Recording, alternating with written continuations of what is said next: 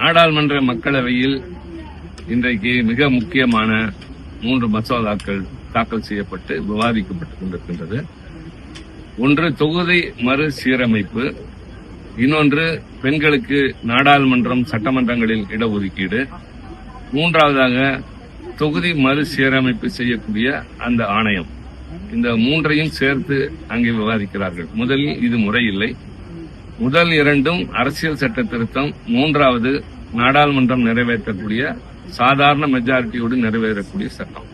இந்த 3ஐயும் ஏன் சேர்த்தீர்கள் என்று அங்கிருந்த உறுப்பினர்கள் கேட்டார்கள். அதை அறிமுகப்படுத்துகின்ற நிலையிலேயே எதிர்த்து வாக்களித்தார்கள். ஆனால் இப்போது விவாதம் நடைபெறுகிறது. காரணம், அவர்களுக்கு பெரும்பான்மை இருந்தது. மிக முக்கியமாக திராவிட முன்னேற்ற கழகத்தினுடைய தலைவர் அண்ணன் தளபதி ஸ்டாலின் அவர்கள், தமிழ்நாட்டின் முதலமைச்சர், இன்றைக்கு தமிழ்நாட்டில் இருக்கிற எல்லோரும் கருப்பு சட்டை அணிய வேண்டும் என்றும் எல்லா இல்லங்களிலும் கருப்பு கொடி ஏற்றப்பட வேண்டும் என்றும் பணித்திருக்கிறார். அவரும் கருப்பு சட்டை அணிந்திருக்கிறார். இன்றைக்கு அந்த மசோதாவை கூட அவர் எரித்ததை பார்த்திருக்கிறீர்கள். காரணம், அந்த அளவிற்கு அவருடைய மனம் வேதனை அடைந்திருக்கிறது.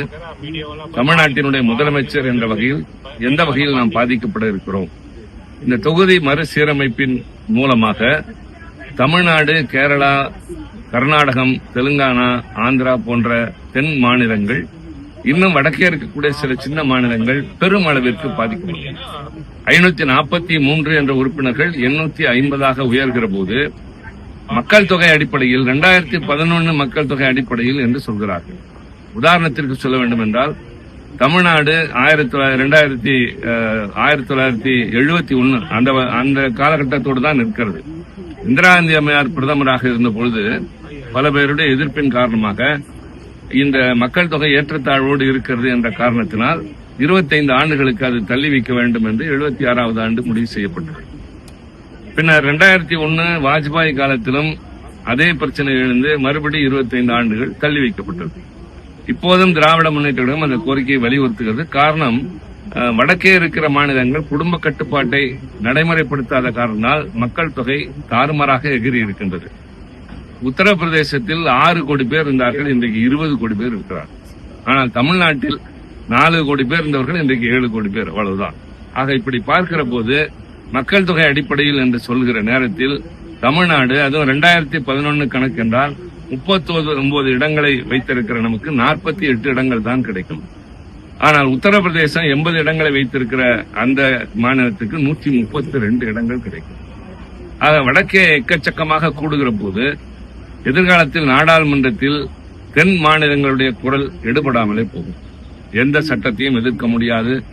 எந்த நிலையிலும் இது மாதிரி அரசியல் சட்ட திருத்தம் வருகிற போது நம்முடைய உரிமை குரல் அங்கே எடுபடாது. குடியரசுத் தலைவர் தேர்தலும் நம்முடைய கணக்கு பெரிதாக வராது. ஆக திட்டமிட்டு தென்னகத்தை வஞ்சிக்க வேண்டும் என்ற உணர்வோடு இந்த மசோதாவை இவ்வளவு அவசர கதியில் 2 மாநிலங்களுக்கு தேர்தல் நடைபெறுகிறது, மேற்கு வங்கம், தமிழ்நாடு. இந்த 2 மாநிலங்களிலிருந்து 100 சொச்சம் நாடாளுமன்ற உறுப்பினர்கள் இங்கே முடக்கி வைக்கப்பட்டிருக்கிறார்கள். களத்திலே பணியாற்ற அவர்களால் கூடாது என்ற அந்த எண்ணத்தோடு, குறிப்பாக மகளிர் இடஒதுக்கீடு மசோதாவை இதோடு சேர்க்க வேண்டிய அவசியம் என்ன? தனித்தனியாக, அதாவது எங்களுடைய கோரிக்கை அல்லது எங்களுடைய வலியுறுத்தல் மறுபடி மீண்டும் தெளிவுபடுத்துகிறோம். நாங்கள் மகளிர் இடஒதுக்கீடு மசோதாவுக்கு எதிரிகள் அல்ல. இப்போது இருக்கிற 543 நாடாளுமன்ற உறுப்பினர்களில் மகளிருக்கு 1/3 பங்கு இடம் ஒதுக்கினால் நாங்கள் அதற்கு முழு மூச்சுடன் ஒத்துழைக்க தயார் என்று 2023 போது ஏகமனதாக ஒரு மசோதா நிறைவேறிவிட்டது. ஆனால் இப்போது அதிகரிக்கிற இதில் கொண்டு வந்து அதை சேர்க்கிற போது ஒரே மசோதாவாக கொண்டு வருவதன் சூழ்ச்சி, அதை எதிர்ப்பது போல எங்களை சித்தரிப்பதற்காக. ஆனால் மக்கள் நம்ப மாட்டார்கள். எங்களை பொறுத்தவரை தென் மாநிலங்களுடைய பிரதிநிதித்துவம் குறையக்கூடாது, தமிழ்நாடு வஞ்சிக்கப்படக்கூடாது. அந்த வகையில இதை கடுமையாக எதிர்க்க வேண்டும் என்று இன்றைக்கு நாங்கள் கருப்பு சட்டை அணிந்திருக்கிறோம். தமிழ்நாட்டு இல்லங்களில் கருப்பு கொடிகள் பறக்கின்றன. நாடாளுமன்றத்தில் விவாதம் நடைபெற்றுக் கொண்டிருக்கின்றது. நிச்சயமாக நம்புகிறோம், அரசியல் சட்ட திருத்தம் என்பது 3/2 பங்கு இருப்பவர்களில் 3/2 பங்கும் மொத்த எண்ணிக்கையில் 50 விழுக்காட்டுக்கு மிகாமலும் இருக்க வேண்டும். அப்படி பார்க்கிற போது 3/2 பங்கு அவர்களால் பெற முடியாது என்ற நிலை யதார்த்தத்தோடு இருக்கின்றது. ஆக உறுதியோடு எல்லா எதிர்க்கட்சிகளும் இணைந்து நிற்கிறோம். இந்த மசோதாவை நாடாளுமன்ற மக்களவையில் தோற்கடிக்கப்படும். தமிழ்நாடு போன்ற தென் மாநிலங்களுடைய அந்த பாதுகாப்பு தன்மை உறுதி செய்யப்படும் என்று நாங்கள் நம்புகிறோம்.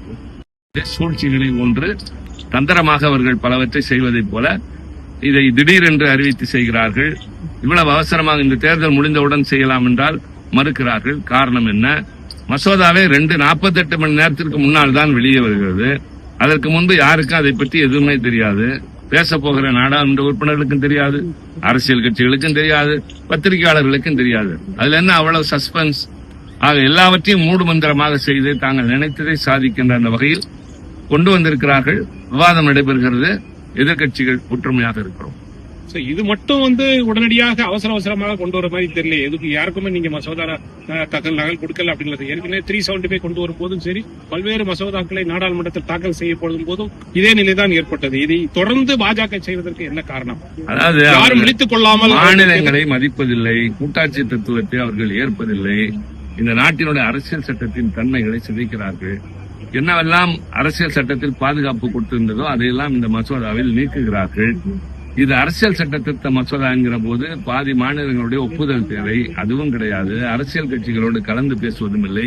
அனைத்து கட்சி கூட்டத்தை கூட்டுங்கள் என்று சொன்னோம், காதில் வாங்கவில்லை. ஆக தாங்கள் நினைப்பதைத்தான் செய்வோம் என்று யதாச்சாதிகார மனப்பான்மையோடு நடைபெறுகிறவர்களுக்கு நாங்கள் இங்கே போராடுகிறோம். மக்கள் தான் வருகின்ற காலகட்டங்களில் அவர்களுக்கு பாடம் புகட்ட வேண்டும். ஒரு மசோதா நிறைவேற்றுவதற்கு முன்பு நீங்க சொன்ன மாதிரி அனைத்து கட்சி கூட்டங்கள், அனைத்து கட்சி தலைவர்களுடைய கருத்துக்களை எல்லாம் கேட்பது ஒன்று ஏற்கனவே வாஜ்பாய் பீரியட்ல நடந்தது, மன்மோகன் சிங் பீரியட்ல எல்லாம் நடந்தது. அதையெல்லாம் நடத்தாமல் இது போன்ற மோடி அரசு செய்வதற்கு என்ன காரணம்? அவர்களிடம் தான் கேட்க வேண்டும். நாங்கள் சொல்கிறோம் இது முறையற்றது, ஏற்க முடியாது. நாடாளுமன்ற மரபில் எல்லாவற்றிற்கும் ஒரு அணுகுமுறை இருக்கிறது. எதிர்க்கட்சிகளுக்கு முக்கியத்துவம் தர வேண்டும், எங்கள் கருத்துக்கு மரியாதை தர வேண்டும், அதற்கு பதில் சொல்ல வேண்டும். அந்த பொறுப்பெல்லாம் அவர்களுக்கு இருக்கிறது. ஆனால் அவர்கள் எங்களை அழைப்பதும் இல்லை, பேசுவதும் இல்லை, கேட்பதும் இல்லை.